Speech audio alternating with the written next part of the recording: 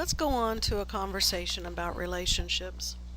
Relationships can be our greatest joys and our biggest sorrows in life, but they are necessary. Humans are social animals and we do not need to be by ourselves.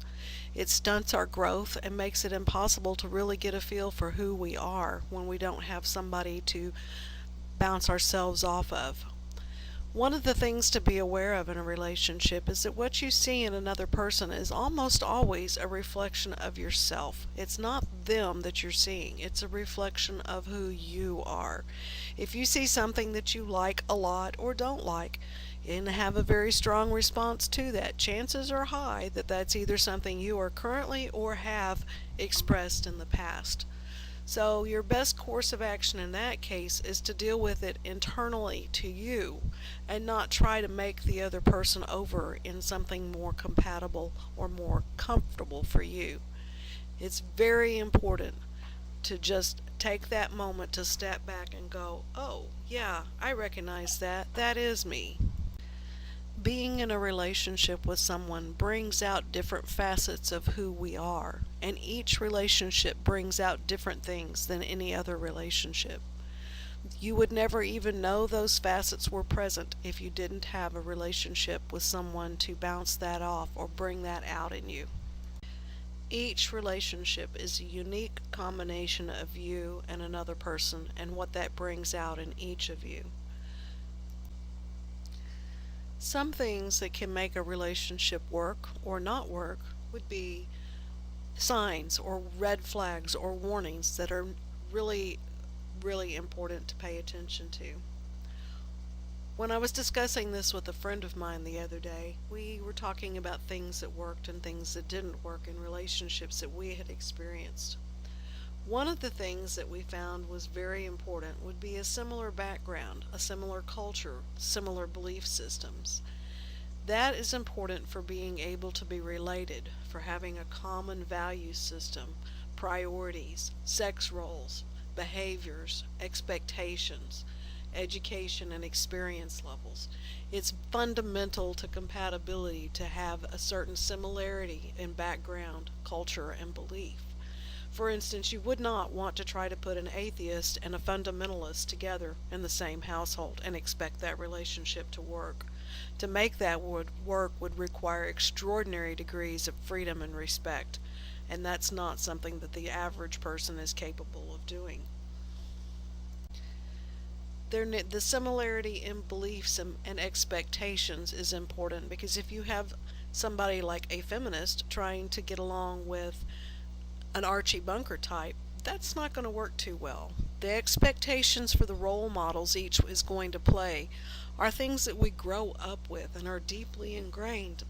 It is sometimes very, very hard to step outside of that conditioning.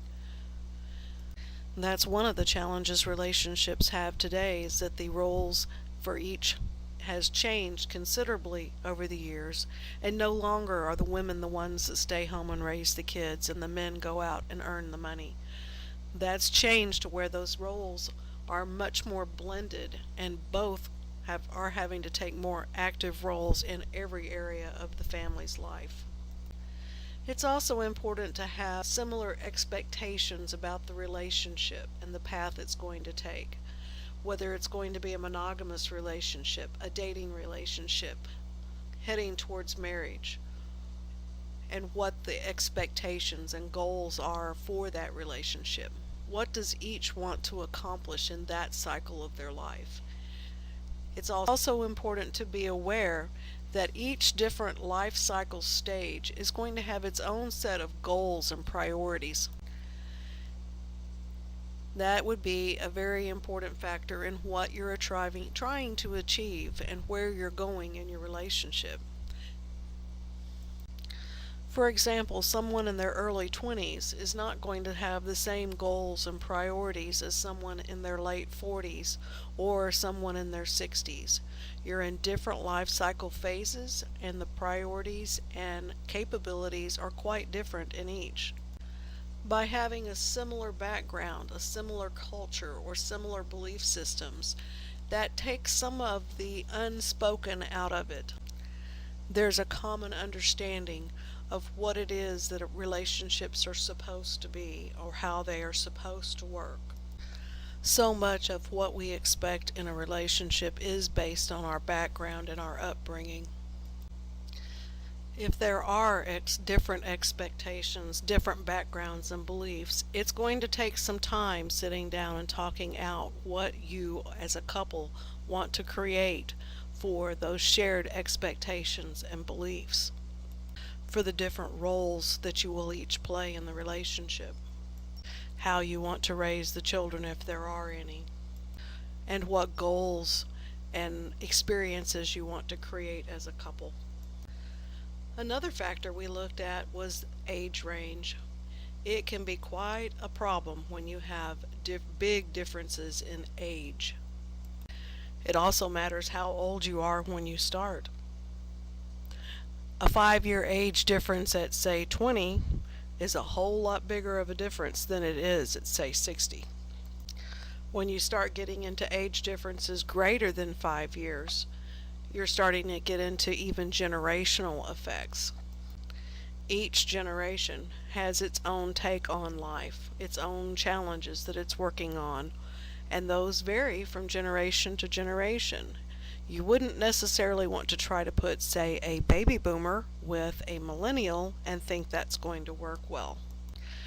The ages of each are going to affect what they're interested in, what their life focus is at that point, and what kind of activities they're going to be involved in. This makes a really big difference, especially when you're doing something that's so very energy intensive, like, say, child rearing or getting ready to retire. And then there's the factor of maturity. Yes, it's true, some people never really grow up, but that's not entirely a positive thing, especially when you start hitting the upper years like 50. That's one of the reasons why it's important to have somebody that's at a similar level of maturity.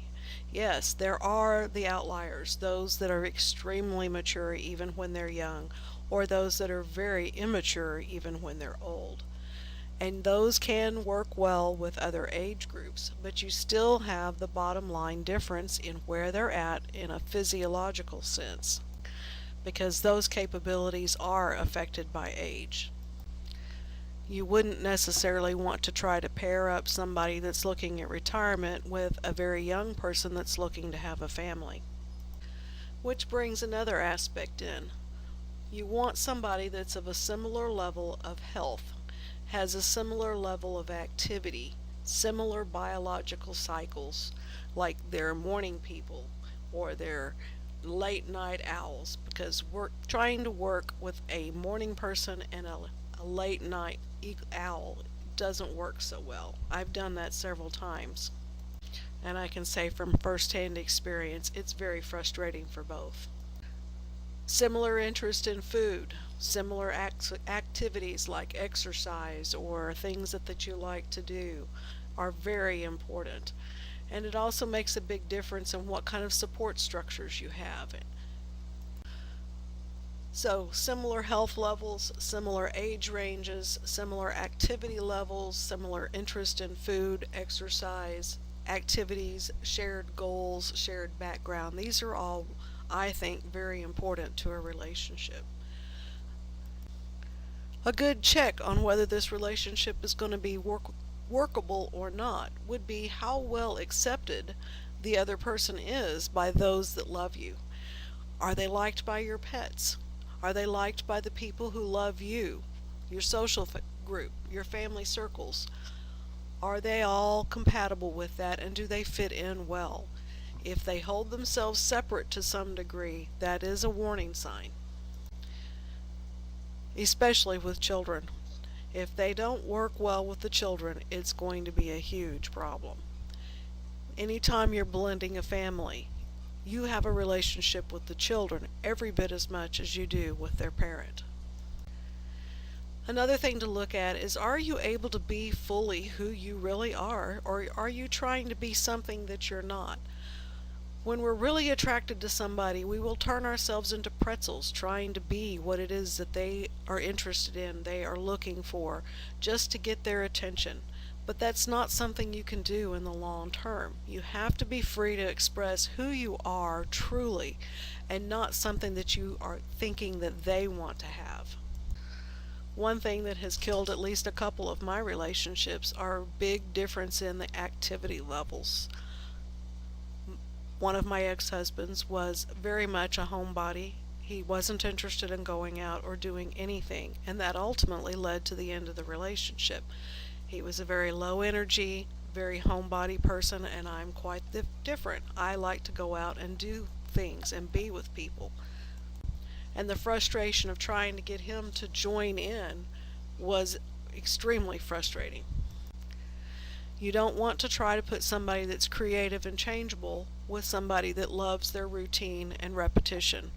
You don't want to try to be with somebody that loves to be out and about doing things with somebody that just loves to be at home not doing anything. It's important to be attracted to each other, not just on a surface level, but who you are as a being.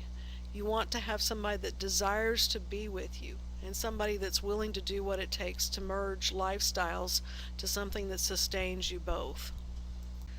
What is considered attractive varies by individuals. You'll know it when you see it, but you'll also know it when you get to know it, because sometimes the looks matter a whole lot less than the person inside those looks. Two more things I would consider deal breakers. You need to have a similar communication style.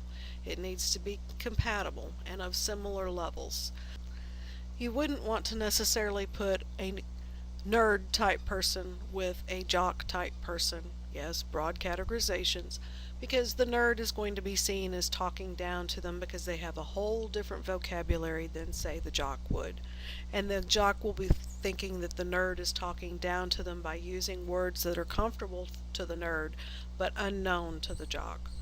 And by the same token, the jock will be seen as less intelligent by the nerd, even though they may be of similar intellectual abilities. It's just a different focus. So it's important to have similar focuses. It's also important to have similar conflict styles. I have known more than a few people that love having a good debate or an argument. It's a recreational sport for them. And I've also known people that consider an argument to be a devastating event. Obviously, you wouldn't want to put somebody that likes recreational arguments with somebody that finds them very upsetting. It's very important how you behave in an argument, not just how much you enjoy an argument. It's important to fight fair if you must fight. And that means you don't call each other names. You don't say things that you don't mean. You do continue to have respect. You don't get violent or scream at each other. You always make a point of listening to what the other is saying, even if it's not something you really want to hear. Sometimes it means taking a pause so that you can calm down enough to be able to listen to them and actually carry on the discussion in a reasonable manner.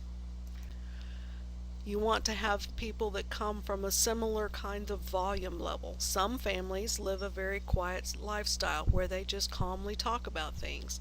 Other families are habitually loud and very passionate and very boisterous, and if you try to put those two types together, it's going to be very challenging. Finally, one thing to be aware of, relationships develop patterns over time, and those patterns tend to be set within about a 9 to 12 month period of time. They will get set, and even though you may not choose to recognize them, that's what you're going to have, and it's very, very difficult to change a pattern once it's set. So watch for the repeating patterns like periodic arguments or stresses or issues in relationships. And do yourself the honor of being truthful with yourself about what you're seeing in that relationship. To do any less is going to cause tremendous heartache for you down the road. Take the time to get to know the person you're thinking about getting in a relationship with. Really get to know them before you're in a completely committed position and unable to get out easily. Know what your deal breakers are, what you can and cannot tolerate in a relationship, and be sure to state those up front early on so that there is no question about what is going to be acceptable and what is not, and communicate frequently and clearly. More, of course, could be said, but this is the end of this topic for today.